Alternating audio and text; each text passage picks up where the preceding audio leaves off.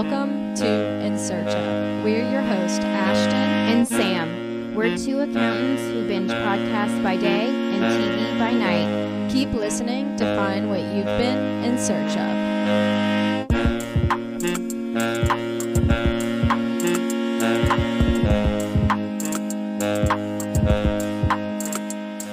Hi, Sam. Hey, Ashton. How are you on this Friday that's felt a long time coming? I'm well. We just struggled really hard to get this audio working. Turns out it was just the volume wasn't turned up. Yeah, so I hope this is a great episode because we've been a lot of working on the front end. It's not starting off well. But anyways, okay, so what we're going to talk about today, if you're in search of... Women who kill. Women who kill. Good. I like that. Yeah. I like that intro. Okay, so women who kill. We've got only murders in the building. Is it murderers or just murders? Murders. But then the very last line is like... Murderers. Yeah. Yeah. Mm-hmm. I think that's season 2. So, okay. If you're in search of women who kill, TV we're going to talk about is Only Murders in the Building. Then we've got 2 podcasts, Bad Thing and Broken Hearts. So that's what we recommend. And if you don't want any spoilers, stop listening now. But if you want to talk about it with us, we're going to talk about it. So, and we're going to talk about the board game Hunt a Killer. Oh, yes. Not a board game, but that's our product that we recommend-ish. / not. Don't recommend-ish. We'll review. Yeah. So if you're in search of a game, possibly, we'll talk about that. All right. So start with Only Murders in the Building. Yes. Okay. I liked it. I did like it. More than I thought I would. Yes. It's inspired us to start this podcast. Yeah, it really did, actually. I think it got a fire burning in me. Yeah, it was like funny, but like not in a corny way. No. And for like a show that has murders in the name, it's not. I was just making sure we were actually recording. The day that how we've started, I didn't trust it. I wouldn't have been surprised. Yeah. No, I loved it. I mean, I thought we've talked about this before. When I first saw who was in the show, I was like, how are they going to make this work with Steve Martin, Mark Short, and Selena Gomez? Did I get all those names right? Martin Short. Wait, Martin Short? Is Steve Martin and Martin Short. Okay. Are the 2 guys. What did I say? And then I thought you said Mark Short. I did say Mark Short. Okay, close enough. Okay, I have a Mark in my podcast, so I think that's where I got confused. Yeah. But yeah, so I didn't know how they were going to make that work, but they did. I think they did a good job. Mm-hmm. And I like how Steve Martin's girlfriend, she was in The Office. Mm-hmm. And she's been in some more stuff lately, like she's been playing some darker characters, I feel like, lately. I've seen her, I couldn't name anything, but I've just seen her, like, on Netflix, like, in the little previews. Yeah. Yes, I like the 3 of them. I was also like, how are the 3 of these people going to work together? Because Martin Short is, like, a lot for me sometimes. Mm-hmm. He's very enthusiastic and... just a lot. But yeah, I liked him. I just sighed really loudly. So we're trying to work on our audio, but that is not good. And someone said that they couldn't stand Selena Gomez's voice. Yeah, I've heard that, but I didn't catch on to that. It didn't bother me. I mean, it's just how she talks. I don't really know how you can criticize the way someone talks, because as I'm learning, it's really hard to hear your own voice. Yes, hearing your own voice is the worst part of this whole process. Mm-hmm. But I liked the show. It was silly. It was easy to watch. It was like a good thing I could turn on like at the end of the day after work. It wasn't like super dark, which we tend to do things super dark. Mm-hmm. So it was nice to have something that incorporated our love for like true crime, and podcasts. But it was like fun and silly and lighthearted. And definitely they did good with the story of like, I don't think I even suspected that she was going to be the one who did it. Oh, me neither. Yeah, until the second to last episode. Mm-hmm. That was the only time I started thinking about it. But yeah, it was good. It kind of like kept you thinking, but yeah, wasn't dark. And what was the other thing I was going to say? I thought the episodes were definitely going to end after they caught the guy and his son, his deaf son. Oh, me too. I definitely thought like that was it. Like there wasn't going to be any more episodes. So they did a good job of keeping you like interested in.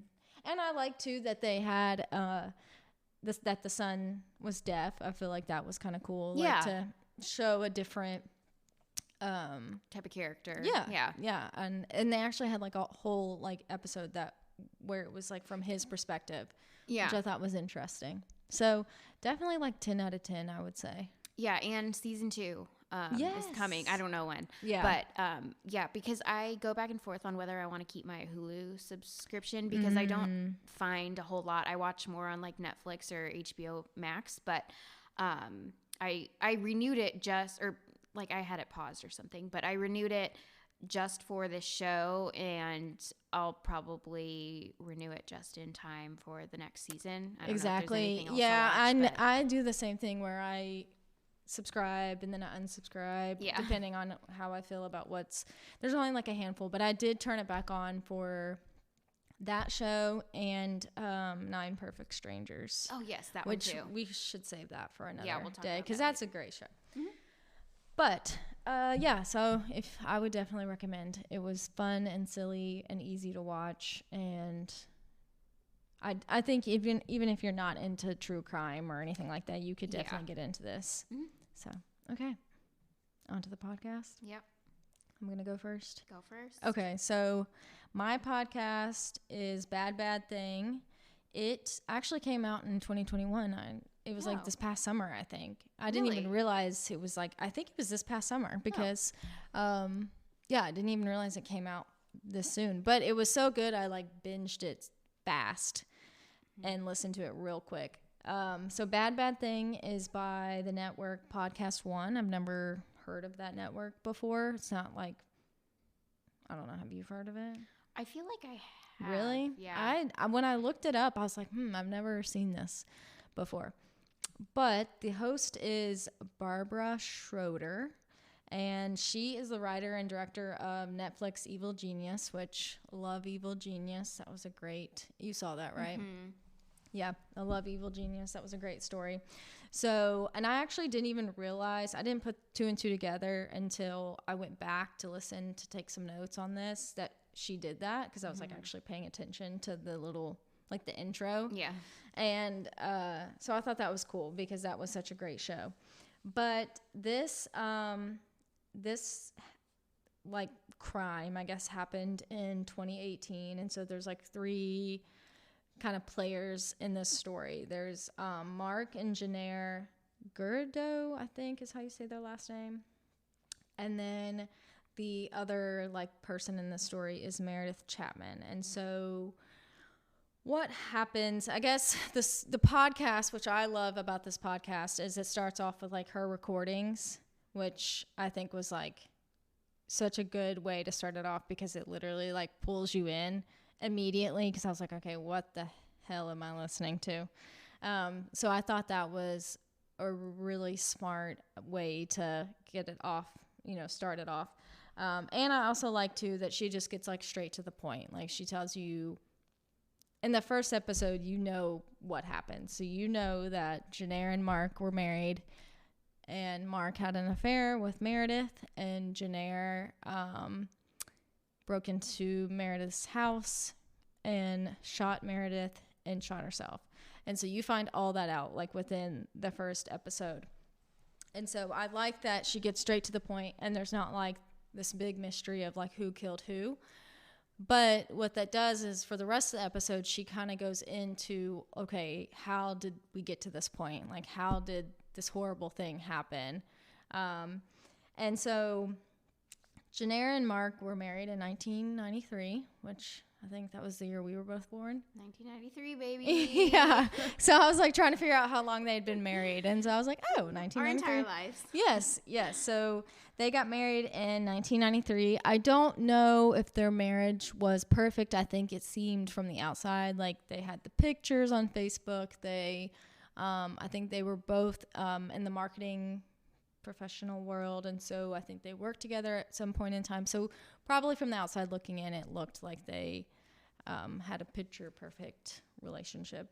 But it, like, come to find out, there was, I think, some infidelity at one point there before Meredith, some financial struggles, and I think just a lot of, there was a lot more going on behind the scenes. And so he got a new job. I think it was like in a different city. So he went ahead and went for the job, and she stayed back. And so I think before Jenner moved to the city, Mark and Meredith had already like things happened fast. Like he went and interviewed for the job, and they like immediately just hit it off. And I think Meredith, she was married at the time. And I don't think their marriage it wasn't going well, because her and her husband got separated. Like when she was murdered, they were separated. They weren't even living together anymore.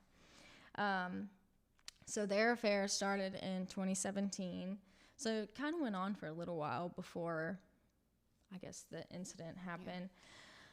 But what's really crazy about this whole story is Jenner is like recording everything. So she's recording herself. She's putting recording devices in his like jacket, like sewing him in his jacket. She's, I think, got like a device on his car. Like she's doing everything. And so what is so crazy is like you get to hear and like piece by piece how this kind of unfolds.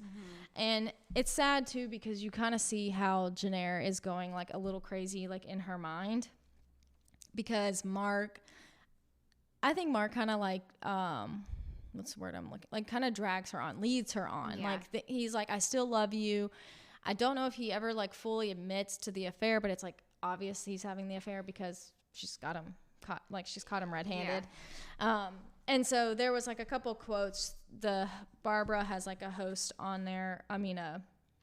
A doctor, like a psychologist on there. And so she just says a few things that kind of like makes it come full circle for me, because she's like, he would cast doubt onto her reality, which I think was like such a good way to put it, because when someone's like kind of going crazy, it's like the reality is not a reality. You know what I mean? And so he was like casting doubt on that and just like making her. He was like gaslighting her. Exactly. Yeah, exactly.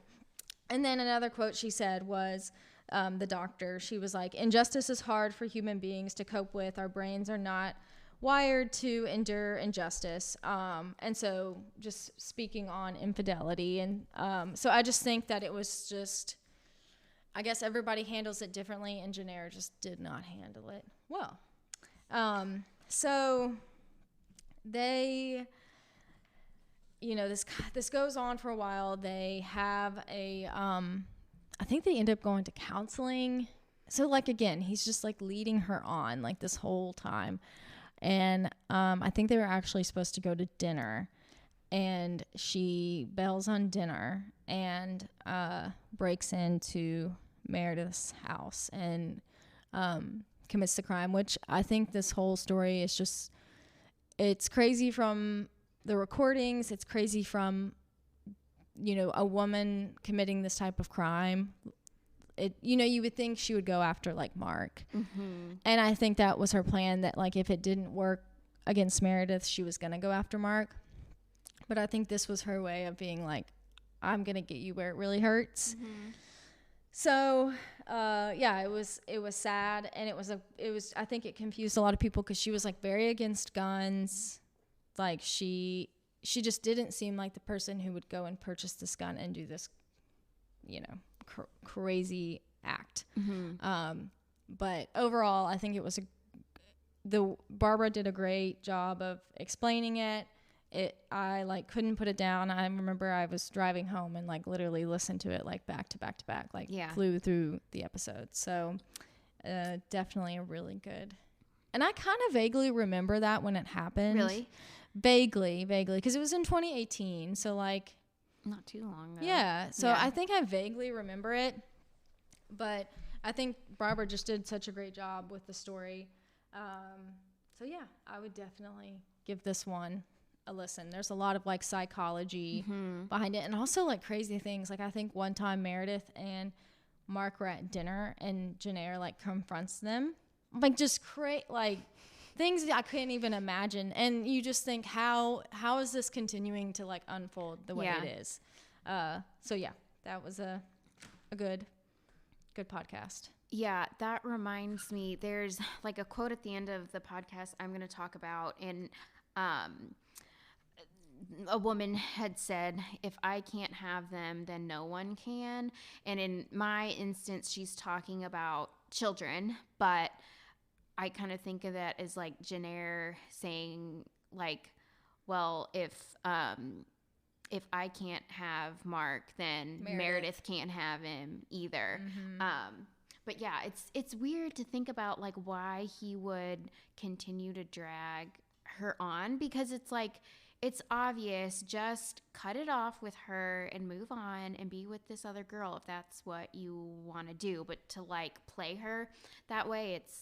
Oh yeah, a lot of people were not happy with Mark because everybody, Meredith's family was quiet, Janae's family was quiet, Mark was quiet after the incident happened. And he was quiet for like 2 years, and then he came out with a book, and he said his book, I know everybody was like, really? And he came out with a book, and I was going to say like his, he was going to donate the proceeds to, I think mental health awareness. But everybody was just like, dude, like, really?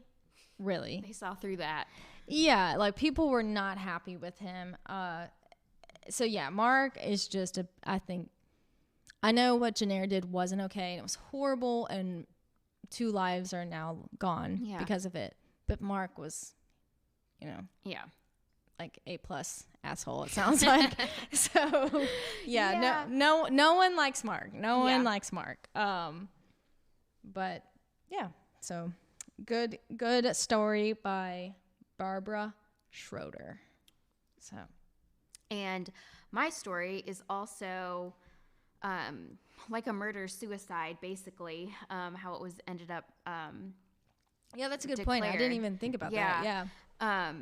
So mine is called Broken Harts, and it was put out by iHeartRadio and Glamour, like Glamour magazine. I don't really know. I didn't know they were collaboration was about. I didn't know they did that. Yeah, I don't think they've done any others, but it came out in 2018, the end of 2018, and like the incident that they're talking about happened in like the spring of 2018.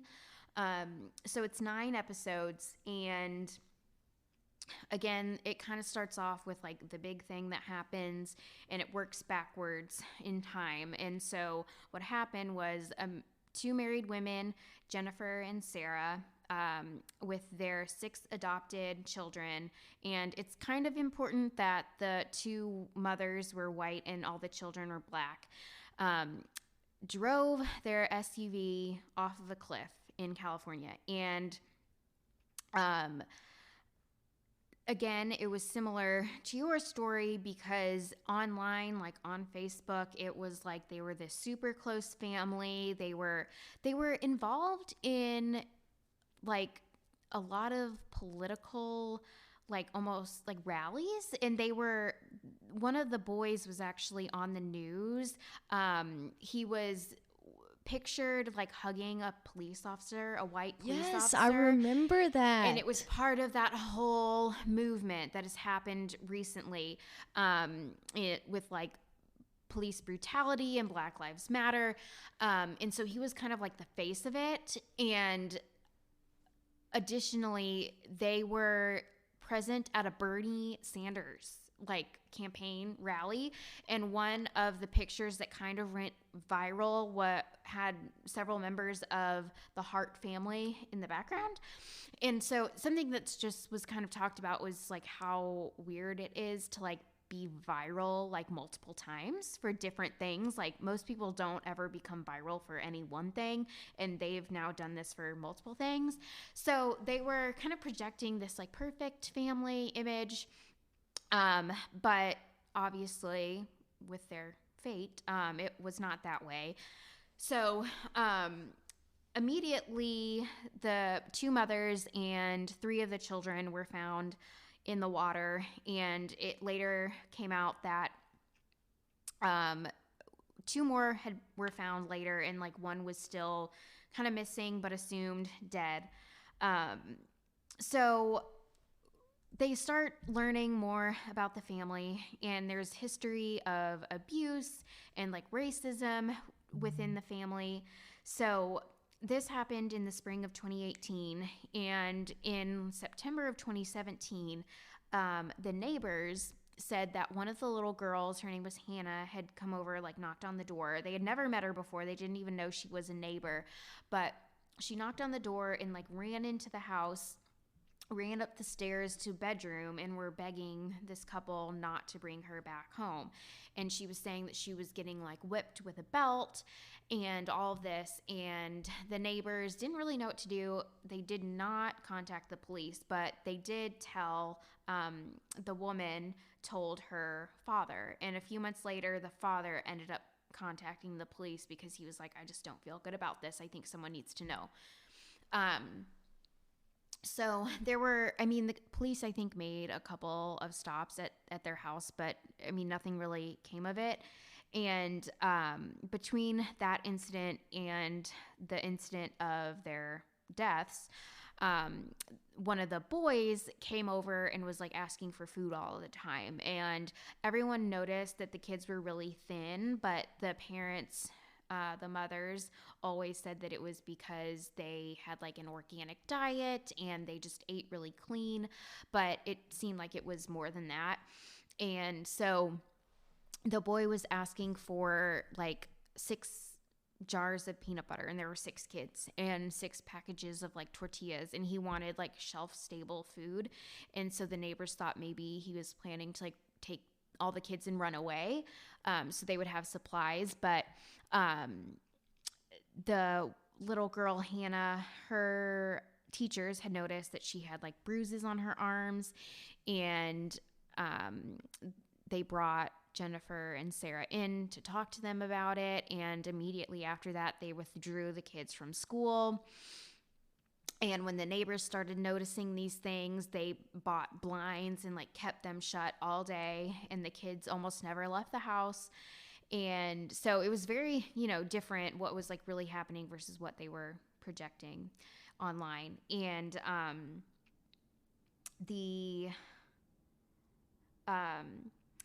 in their 20s, Jennifer and Sarah actually fostered like a 15-year-old girl, and their coworker had noticed that they just seemed to be struggling with the relationship in like a way that's beyond normal.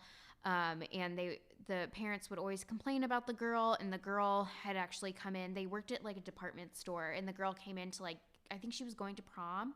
And so she came to like the makeup counter and was like getting her makeup done. And it just seemed like there was something really wrong with the relationship. And eventually Jennifer and Sarah dropped the girl off at a therapist's office and just left her, abandoned her, and somehow were able to turn around and adopt 6 children later. So, there's a lot that I think should have been stopped. But anyway, in the final episode, which came out in 2019, spring of 2019, so a full year after the incident, they had an inquest, which is like a trial, but different because it's not like a defense and like a prosecution. It's just kind of like laying the facts out, and there's, I guess, some witnesses that speak, and they kind of rule everything and come to a final conclusion. So they ended up finding a foot and they think that was Hannah's foot. They were still working on tracing the DNA to who they think is Hannah's biological mother. And the one body that they never found was a boy named Devontae, but they ruled his end as a death. So they don't believe he's like missing and still out there. And they ruled this as a murder-suicide. So the evidence points to Jennifer and Sarah planning this and knowing it was going to happen and wanting to kill the children, which goes back to the, like, well, if we can't have our kids and take care of our kids instead of giving them back to the foster system, like, no one can have them. So they did, autopsies, and Sarah took 42 doses of an antihistamine, so basically Benadryl. It was like an off-brand, but she like drugged herself, and they went through the Google searches on her phone in the like 48 hours, I think, before they died, and she Googled like how much would it take to overdose on an antihistamine, how long does it take to drown in water? So like that's how they know. Was she the one driving the car? She was the passenger. Jennifer was the one who was driving, and Jennifer was, between the two of them, the more like abrasive personality. So the neighbors said that Sarah, like if they saw her like at the mailbox or whatever, they would say hi and she would kind of talk, but Jennifer would never talk. Like she would not make any contact with neighbors. So she was the passenger, but she had like 10 or 15 searches related to overdosing. How much would it take for So she was into it. Like she was in on it with Jennifer. Yeah. And so she was like, how much would it take to like kill a 120-pound woman, and all of these searches. So that's how they knew. And then the kids also had taken the same antihistamine. One of the sons, named Marcus, he had 19 doses. The daughter, Abigail, had 14 doses, and the other son, Jeremiah, had 8.8 doses of Benadryl. And that was just what was left in their bodies when the autopsies were performed. So they think they had more in their systems when they died. Was this all, did they talk about this in the last episode? Yes. Okay. Yeah, this was all in the last episode. So it wrapped everything up except for like why. And one of the police officers said that he, he's an adult obviously, and he comes from a family that has like a suicide in it, and he said that one answer you'll really never get with those types of cases is why. And there have been like Facebook groups and things that are kind of trying to fix the foster system, and encouraging people, because there were signs that something was going on, and trying to encourage people that like if you see something, say something. Like it's human nature to not want to get involved, but sometimes it could save a life, or it could save, in this case, 8 lives. So it's hard to listen to, I think, especially probably if you're a parent. I'm not, but if you are, I think it's probably hard. They had a caller call in who said that she was in the foster system, and she had a hard time listening to it because the way that she was treated as a foster child was not unlike what happens, and we kind of hear it and we're like, oh my gosh, like how could this happen? And we think it's just one crazy story. And yes, them driving off a cliff is crazy, but the way that these children are treated in homes, even once they're adopted, is really sad. So it's a good story. It is sad, but yeah. I think it's important to listen to, Yeah. though. Yeah. It was a really, really good story. I remember when I listened to it, I think it was shortly after it came out. I mean, I was like back to back wanting to hear the next episode. Yeah. And I do struggle sometimes with true crime that involves children. Yeah. I think I'm all tough and I can listen to all these dark things, but then if it involves kids, I'm like, nope, can't do it. Like kids, it's just a whole nother ball game. But I think it was very like eye-opening. Mm-hmm. So it was a good story because I think you learned a lot from it. Yeah. With, I mean, a world that I luckily have never had to be involved in. But I think it was, it's interesting how I think both of these podcasts, in the very beginning, you know exactly how the crime happened, who committed the crime, and like who was involved. And then the rest of the episodes, I think, go into like, okay, the background of like, how did they get to this point? What's the psychology behind it? Which I think is really interesting. And we don't always get that with true crime. Like, it's a lot of times it's, where is this victim, or who killed this victim? But this time we knew all the pieces, all the parts. But it was more like the question that was unanswered was the why, which, like, okay, why does anyone ever kill anybody? Yeah. But I just think there was a lot of psychology in both of these stories. And it was women. It was women who killed in the TV show and in both of these podcasts. And in the game that we're going to talk about. Oh, which is like a spoiler if you buy this game, but we're going to basically tell you not to, so don't worry. But yeah, so I think both of those podcasts are like 10 out of 10. Would recommend listening to. You know, if you struggle, then yes, I could see how like Broken Hearts would definitely be like a harder listen than Bad Thing. But I think if you're looking for something in the true crime department, these are great stories. So yeah, I would give them. Yeah. So if you do go and listen to them and you subscribe to them, tell them who sent you, which I don't think we've ever. Have we like said like our podcast name? I don't know. Definitely not in this episode. No, so not tell yet. them that In Search Of sent you. Yes. Leave them a review. And tell them we said, hey. Yeah. And then come back and leave us a review. And subscribe. Yeah. Because I know that's what other podcasters say is subscribe. Yeah. We're learning as we go here. So, yeah. Yeah. But no, I think those were all great recommendations. Yeah. Okay. Next. The game. So sometimes we'll have a product, and I think in the future, our goal is to end these episodes with something for the good. On a positive note. Yes. And so our plan is to have hopefully 1, listeners. 2 is to have listeners who will send in their own recommendations for something good. So yeah, and you can do that at insearchofpodcast@gmail.com. No, I don't think that's not the correct email address. Okay, well, we'll cut that out. What is it?